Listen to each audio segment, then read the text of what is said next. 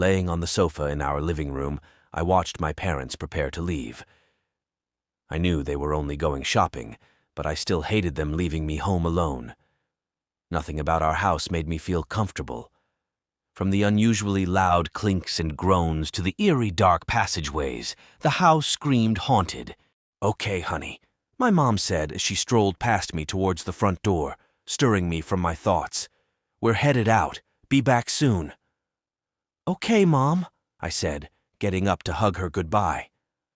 My dad nodded at me before saying, "Don't throw any parties while we're out." "Of course not, Dad," I said as I rolled my eyes. After they closed the door, I locked it and knelt on the sofa to look outside. They reversed out of the driveway and headed down the street. As they grew further away, my anxiety played with me. I sat on the sofa, motionless, trying to make myself small. I heard the movements of the house as it seemed to be anticipating my first move. Little did it know I never planned to leave the sofa until my parents were back. However, after several minutes of boredom, I shook off my ridiculous thoughts, repeating to myself that houses weren't haunted. Summoning all my bravery, I stood up and crept to the television, turning it on. It blared static, to which I fumbled the remote to quiet. I stood frozen for a moment, waiting for the house to respond. It didn't. I crept back to the sofa and sat down. A loud bang struck my ear, and I screamed in fear. It came from somewhere inside the house.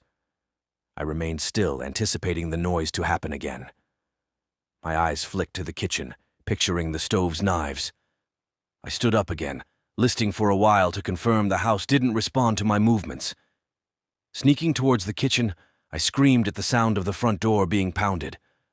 One more glance at the kitchen, I opted for the front door instead, hoping the presence of another would calm my house down. I looked through the peephole and saw my dad looking back. I jumped back from the sight, catching me off guard, but felt a wave of relief to see him. Opening up the door, I said, "Hi, Dad." "Hi," he replied, smiling. "What are you doing back already?" I asked, surprised to see him and not my mother. "They left just a few minutes ago. I figured he may have forgotten something, or to my benefit, decided to stay behind." "Oh, I just forgot to grab something." I nodded and let him in, locking the door behind me. He stood in the living room looking at a photo of our family, smiling. "Before you go again," I started, "could you help me check out the house first?" I heard a loud crashing sound on the other side, and I don't know what it was. He nodded and gestured for me to lead the way. I moved towards the kitchen, looking at the knives as I walked past. Rounding the bend, I walked through the guest bedroom as I scoured around for anything that looked out of place. My dad remained behind me, looking straight ahead, sometimes glancing out a window, as if he cared little for my unsettled mind. For me, it helped tremendously for him to be here. Heading to the hallway, I entered my room on the right. Immediately, I noticed the stack of comic books on the floor, which were previously on my nightstand. "Problem found," I informed my dad in the hallway. "Guess gravity eventually pulled these down." I bent over to pick them up when my phone rang. Looking at the caller ID to see it was my mom, I answered it. "Hello," I said. "Hi, Jack," said what sounded like my dad. "What ice cream did you say you wanted again?" I froze as I peered at the man in the hallway. He smiled and gazed directly at me. "Dad," I asked on the phone. "Yeah, it's me. You okay?" I dropped my phone and stood up, staring at the doppelganger. His smile sent shivers down my spine. It wasn't until he brandished a kitchen knife that I screamed. When I was younger, I spent the day helping a neighbor rake leaves on his property. He was friendly with my family, so he walked me home to say hi to my parents. We walked into the house and heard my mom upstairs talking. It sounded like she was on the phone and walking around. I called for my dad. No answer. My neighbor says, "Well, it sounds like your mom is on the phone. I'll catch them another time." We say goodbye and he leaves.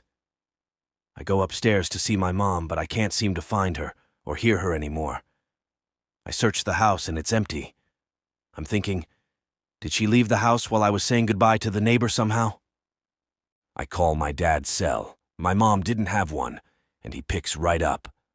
I ask him where he is, and if he knows where Mom went. We're at the store.